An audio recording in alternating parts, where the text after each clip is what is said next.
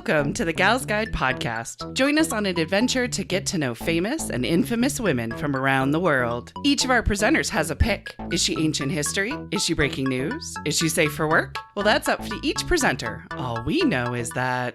Fasten your seatbelts. It's going to be a bumpy night. Well, welcome back. I am Leah, and I am joined by Katie and Bonnie and Klaire as we are sharing our personal change gal. So Bonnie already talked about Dorothy Hodgkin. I took out a couple of those names. I apologize. And Katie talked about, as I totally brain pause for a second, Maya Shavletz. Close? Okay, I'm getting a nod of an. That's okay. And Lee Krasner.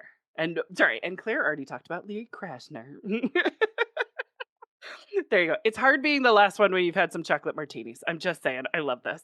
But before we dive back in, I want to get to know something rebellious about our gal pals. My question is, how do you see personal change as a form of rebellion? Dun, dun, dun, dun, dun. Can I just start by saying that by existing in South Dakota, that is a form of rebellion. Perfect. Yes, no notes. Absolutely. I like it. Yes. I almost feel like the same can be said for our Indiana cohorts. Yeah, as I was well. going to say it kind of depends how deep you want to go, but I mean, in general, society has pretty narrow standards of what behavior, what they want from people, what they classify as acceptable. So if your personal change voyage is any way outside of that scope, it's going to be seen as a rebellion. And that's okay. And that's brave. Yeah. So I think choosing to be true to yourself and your personal change and what you see as authentically you, that's a rebellion every time. Hands down. I like it. Yes. Yeah. Bonnie, what about you? You're thinking, yeah. Well, I'm trying to think of. I cannot remember the dudes who did that. I wanted to say it's Outcast. I don't think it's Outcast. I keep getting Outcast. The band? Another one, yeah. The fuck you. I won't do what you tell me. Oh yes, yeah. There you go. Wait, is that Rage Against the Machine? Is it Rage Against the Machine? I was thinking. Yeah. Show notes. We'll put a video up. But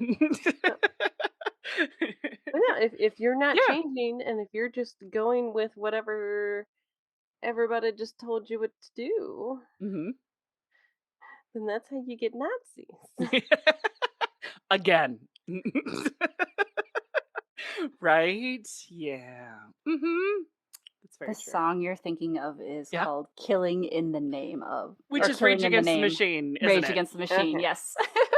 I'm trying to think of who that band is. I keep thinking is Outcast. It's not Outcast. Oh, gotcha. There you go. I do Was that it- like every time Trey will play that. I'm like, oh, it's Outcast. And he's like, it's not Outcast. That's like the default. It starts with an O. And it's in a similar vein as those guys. Gotcha. There you go. I like it. I mean, I'm trying to think I will buy you some time. How I see personal change as a form of rebellion of wanting something different for yourself. Very much hitting on that change aspect of just going, no, I want something different. And that is rebellious. To think, to act on, to inspire in others is change is great. It also makes people uncomfortable. But, so does evolution. So there we are. It's The Offspring that I keep calling Outcast. There you go. The glorious, the 90s pop punk band Offspring. They probably hate me calling them pop punk, but I'm gonna. I like it. Well, do you want to hear who I have for you, darlings? Yes. I have someone for you that has experienced personal change, haven't we all? But still. But she then took that personal change as an awakening to create positive paths for other people to experience a personal change. And in that process, the culture, also's perception changed as well. So it kind of is that evolution, if you will. I'm going to talk about Dorothea Dix. and her work for the mentally ill. She experienced it. She saw society's reaction to it. She worked tirelessly to advocate for better treatment for those with mental illness. She's been on my list to cover many, many times. Some of the other ladies I have thought to cover kind of wrote back to they were inspired by Dorothea Dix. So I'll always go with, well, you know what? I should kind of talk about the OG. I should talk about the ones that inspired the other ones that I also want to talk about. But starting with Dorothea. So we've got a Dorothy and a Dorothea this month. We already coined it. It's a double D month. Double D's. But Dorothea's story starts in 1802. She's born in Maine, and her parents are alcoholics. Her father, when he's around, is a preacher and is also abusive. Her mother, in finger quotes, was in poor health. She struggled to take care of her own children. And this is a story about mental illness and advocacy. So I do give weight to that term poor health and what it could actually mean. Because full disclosure, my family contains bipolar, schizophrenic, and clinical depression. So when I am kind of like bringing up the idea of trauma and awareness in telling Dorothea's story, I'm kind of saying her parents might have also had mental illness as well. So, but I'm not a real doctor. Klaire gave me an honorary doctorate, though. But I'm not a real, diagnosis. It was in dystopian studies, which is really appropriate for the era in which we're living. Correct. You mean modern history. Dystopian. Yes. I love it. At the age of 12, Dorothea went to live with her grandmother because her parents could not take care of her.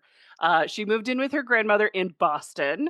Her grandmother's wealth and connections open up this whole world of influential thinkers that are around her at the time. And even though she was in a safer spot, yay, she was still sick a lot with a cough and fatigue, is what is reported of being a sickly child. At age 19, though, Dorothea establishes her own school. She opens an elementary school in her grandmother's home.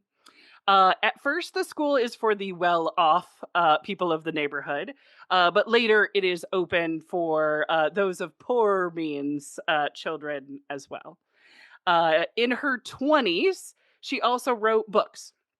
So she wrote some religious books for children. She wrote a flower dictionary with Elizabeth Wirt.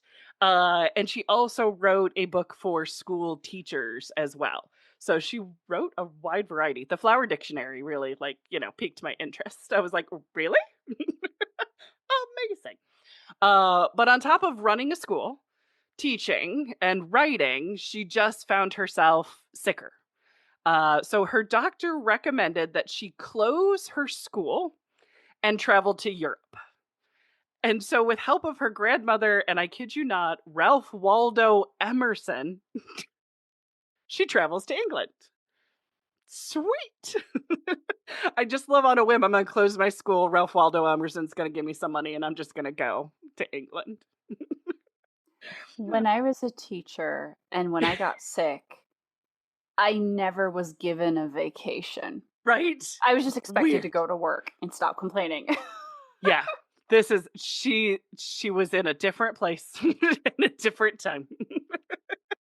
Definitely into the privilege that she was awarded. But yes, in England, she stayed at the home of William Rathbone, and he was a politician and reformer. And while Dorothea was either there or shortly after she was there, William Rathbone became the Lord Mayor of Liverpool. So she wasn't just slumming it on some guy's couch, right? Especially when you're the Lord Mayor. Yes. Dorothea also met Elizabeth Fry, who is a prison reformer, and Samuel Tuke, who founded a retreat for people who were suffering with mental illness. And Dorothea spends about a little over a year meeting with people and talking with people who share her same views of an equal treatment of all people. She learns about how her colleagues in Great Britain were investigating asylums and then reporting their findings to the House of Commons to then have legislation change for the better. While she's on these travels, her grandmother does pass away. Dorothea is left with an inheritance, so money is never going to be an issue for her. But I do start to wonder how her grandmother's death personally changes her as she's in Europe, as she's going through her own healing, her own soul searching, and then connecting with people and ideas. Grief is weird. And so it did make me wonder right around that time with grandma dying, does that really help kind of claw into what I'm going to do? And so, because when she returns to the United States, she's determined to create more effective and human approaches to mental illness. And she takes a job in Boston as a teacher in a women's prison. And in this prison, she witnesses the horror of people labeled as insane, regardless of whatever their symptoms are, and violent criminals sharing the same confines of space with vulnerable individuals. And there's abuse and there's neglect, and it's add to that fact that the prison is filthy and unhygienic and neglected, right? She's shocked by what she's witnessing, and she starts visiting more prisons as well as more asylums to see what is really happening, not just in this one place, but in multiple places. So fast forward to 1843. She's about 40 years old at this point. And she then presents her findings that she has found in these asylums and prisons to the Massachusetts legislator. She's kind of following her little British friends. And she writes this in her report. She says, "I proceed, gentlemen, briefly to call your attention to the present state of insane persons confined within this Commonwealth, in cages, stalls, and pens, chained, naked, beaten with rods, and lashed into obedience. And because of her, the state passed a bill to expand mental hospital in Worcester to give it more resources and more space. But Dorothea doesn't stop in Massachusetts. Next, she goes to New Jersey. And she asks for moral treatment by naming 3 values: modesty, chastity, and delicacy for the mentally ill. She asked for a state facility to actually be built, and then worked really hard to make it happen because, legislators don't like to spend money on things that they don't have to. And they were always worried about where the money going to come from. So she lobbied, she wrote letters, she published articles, she had informational meetings, she met with legislators, and eventually the bill was passed in New Jersey. She travels across the United States. She goes to Europe, she goes to Canada. She's very crucial at establishing the very first state mental hospital in Illinois, the very first mental hospital in Pennsylvania, 2 in North Carolina. They love her so much in North Carolina, they set up 2. One of them is actually named after her, the Dix Hill Asylum, and then it was later changed to the Dorothea Dix Hospital.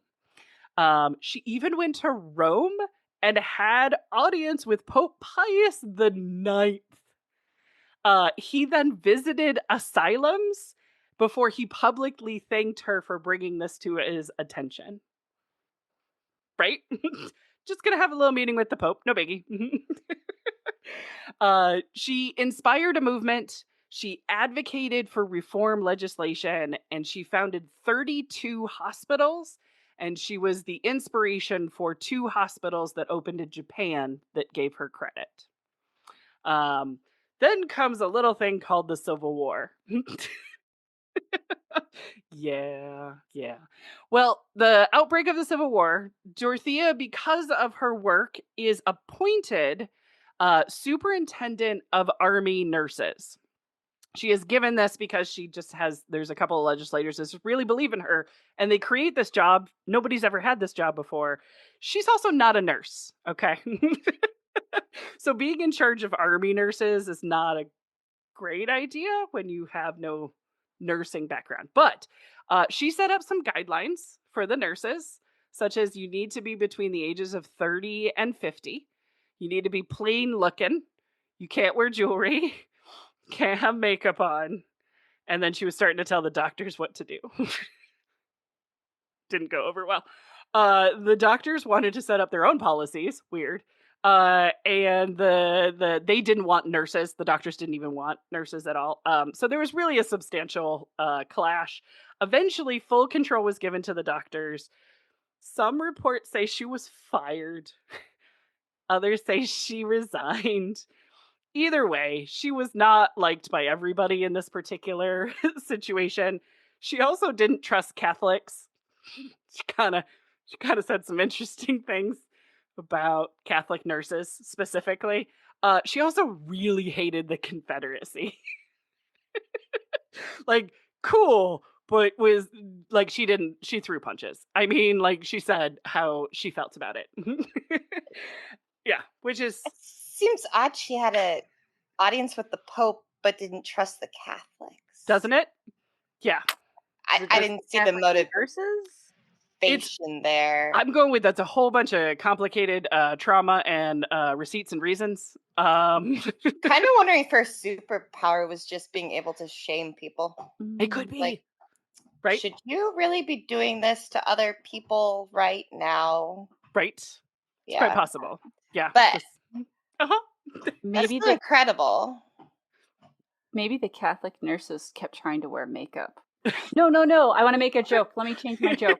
The doctors didn't like her because they wanted the nurses to wear makeup and to smile more. Right. Oh, yeah. That's makes total sense. I'm thinking it's complex and it's all of it. Mm-hmm. Yep. That's very true. And maybe you'll get here, but I have a question. Yes. It's like, obviously, it's better to have people with mental health issues not in prison, obviously. Right. Yes. Yeah. Yep. But also, state hospitals don't have a great reputation either. Correct.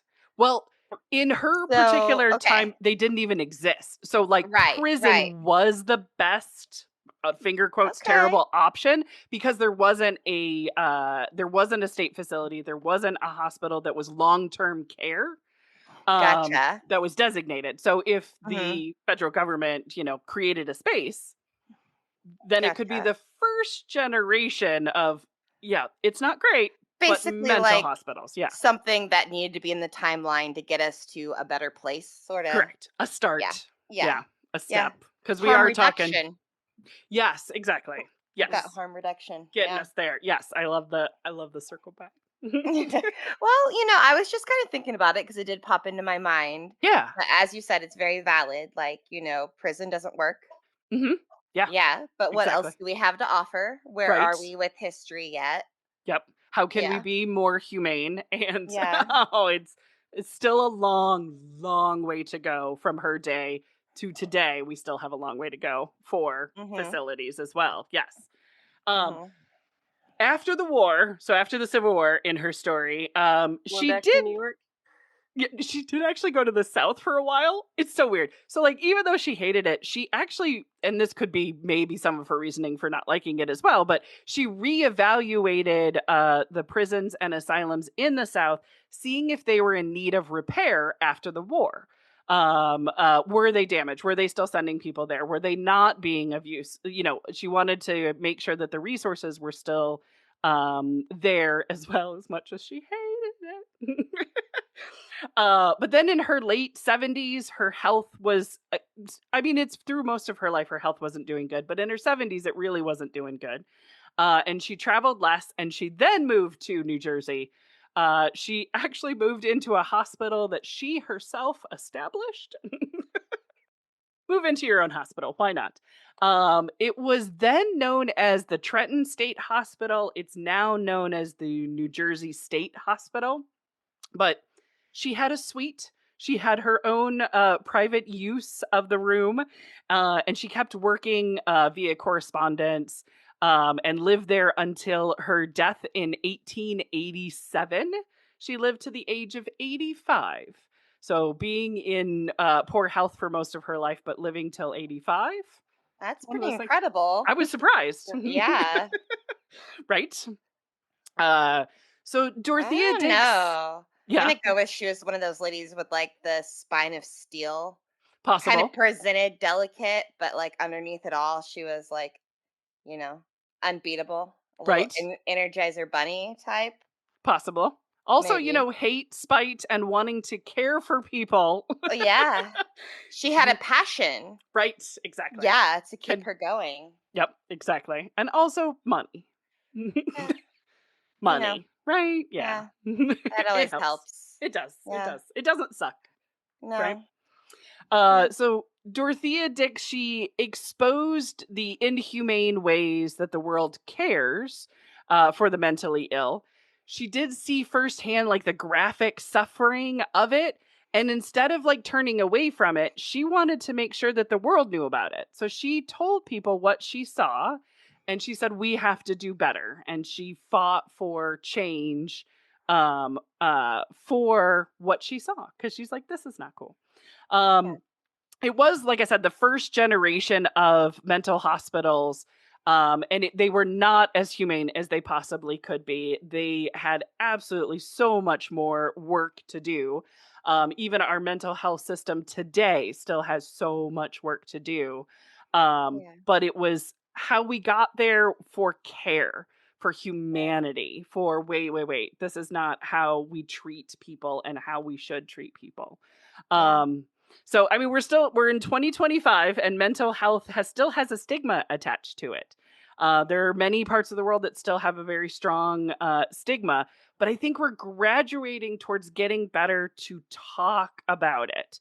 And I think one of those ways is stepping into places that frighten you can lead to personal change.